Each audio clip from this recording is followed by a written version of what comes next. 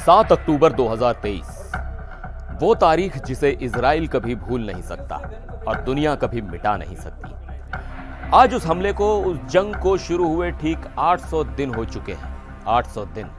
और आज इन 800 दिनों के बाद इजराइल ने वो कर दिखाया जिसका वादा उसने अपने लोगों से किया था। गाजा में एक बहुत बड़ी एयर स्ट्राइक हुई। एक ऐसा निशाना लगा जिसने हमास की कमर तोड़ दी।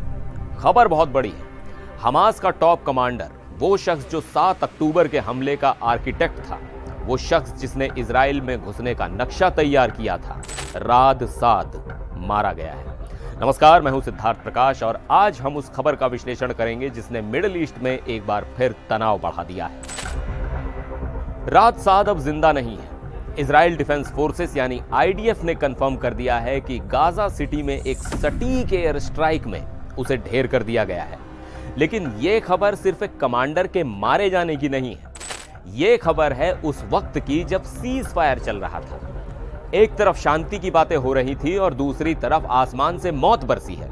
क्या यह सीज फायर का अंत है? क्या इजराइल और हमास की जंग अब एक नए और भयानक मोड़ पर आ गई है? सबसे पहले बात करते हैं उस ऑपरेशन की जिसने सबको चौंका दिया। शनिवार की दोपहर थी। गाजा सिटी में रशीद रोड, जो कि कोस्टल लाइन के पास है, वहां एक गाड़ी गुजर रही थी। किसी को भनक नहीं थी कि उस गाड़ी में हमास का वो कमांडर बैठा है जो इजराइल की हिट लिस्ट में टॉप पर था। अचानक एक जोरदार धमाका होता है। इजरायली एयरफोर्स की मिसाइल ठीक उस गाड़ी पर लगती है। फिलिस्तीनी मीडिया के मुताबिक वहां 4 लोग मारे गए और 20 से ज्यादा घायल हुए। लेकिन इजराइल का निशाना सिर्फ एक शख्स था, राद साद। आईडीएफ ने स्ट्राइक का वीडियो भी जारी किया है। सेना का कहना है कि उनके पास पक्की इंटेलिजेंस थी, एकदम फ्रेश जानकारी थी कि साद कहां है और कब निकलेगा। जैसे ही मौका मिला, इजराइल ने ट्रिगर दबा दिया।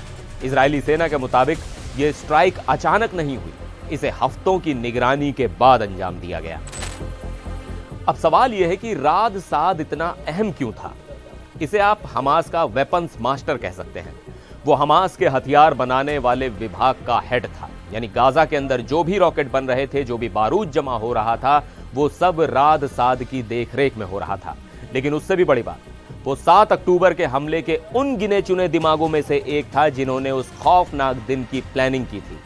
इजरायली सेना उसे हमास के military chief is all Deen Haddad के बाद नंबर 2 मानती है। सोचिए, 800 दिन से इजराइल उसे ढूंढ रहा था। वो कई बार बच भी चुका था। जून 2024 में उस पर हमला हुआ, वो बच गया। शिफा हॉस्पिटल में जब रेड पड़ी, वो वहां से भाग गया। लेकिन इस बार उसकी किस्मत ने साथ छोड़ दिया। राद साद की प्रोफाइल खंगालें तो पता चलता है कि वो कितना खतरनाक था। उसने हमास की गाजा सिटी ब्रिगेड बनाई थी। उसने हमास की नेवल फोर्स यानी समुद्री ताकत को खड़ा किया था। और सबसे खौफनाक, उसने जेरिको वॉल्स नाम का वो प्लान तैयार करने में मदद की थी जो 7 अक्टूबर के नरसंहार का आधार बना। वो जानता था कि इजराइल की सुरक्षा दीवार को कैसे भेदना है। 2021 में याह्या सिनवार ने उसे कुछ समय के लिए पद से हटा दिया था, लेकिन वो फिर वापस आया और पहले से ज्यादा ताकतवर होकर उभरा। आईडीएफ का कहना है कि वो सिर्फ हथियार नहीं बना रहा था, बल्कि वो मौत का सामान तैयार कर रहा था। लेकिन इस कहानी में एक बहुत बड़ा पेच है। यह हमला तब हुआ है जब गाजा में आधिकारिक तौर पर एक सीज फायर यानी युद्ध विराम चल रहा है। तो इजराइल ने कदम क्यों उठाया? इजराइल के प्रधानमंत्री बेंजामिन नेतन्याहू और डिफेंस मिनिस्टर इजराइल काट्ज ने एक संयुक्त बयान जारी किया है। उनका कहना है कि यह हमला बदला था और सेल्फ डिफेंस था। हुआ यह कि इस स्ट्राइक से कुछ घंटे पहले दक्षिणी गाजा में एक धमाका हुआ था जिसमें इजराइल के 2 रिजर्व सैनिक घायल हो गए थे। इजराइल का कहना है कि हमास सीज फायर की आड़ में अपनी ताकत बढ़ा रहा है। आईडीएफ के मुताबिक राद साद शांति से नहीं बैठा था, बल्कि वो हमास की टूटी हुई सेना को फिर से खड़ा कर रहा था, नए हथियार बना रहा था और इजराइल पर हमलों की साजिश रच रहा था। नेतन्याहू का बयान बहुत सख्त है। उन्होंने साफ कहा कि जो भी इजराइल पर हाथ उठाएगा उसका हाथ काट दिया जाएगा, चाहे वो गाजा में हो या दुनिया के किसी भी कोने में। इजराइल का दावा है कि हमास ने सीज फायर की शर्तों का उल्लंघन किया है। सेना ने कहा कि पिछले कुछ हफ्तों में हमास ने बार बार आईडीएफ सैनिकों पर विस्फोटक उपकरणों का इस्तेमाल किया। इजराइल ने इसे ब्लेटेंट वायलेशन यानी खुला उल्लंघन बताया है। अब दिलचस्प बात यह है कि इस स्ट्राइक की जानकारी इजराइल ने अपने सबसे करीबी दोस्त अमेरिका को पहले नहीं दी। रिपोर्ट्स के मुताबिक ट्रंप की टीम को कानों कान खबर नहीं थी। नेतन्याहू ने अपने बयान में प्रेसिडेंट ट्रंप के प्लान का भी जिक्र किया और कहा कि हमास ने उन वादों को तोड़ा है। हमास ने इस हमले के बाद गुस्से में प्रतिक्रिया दी है।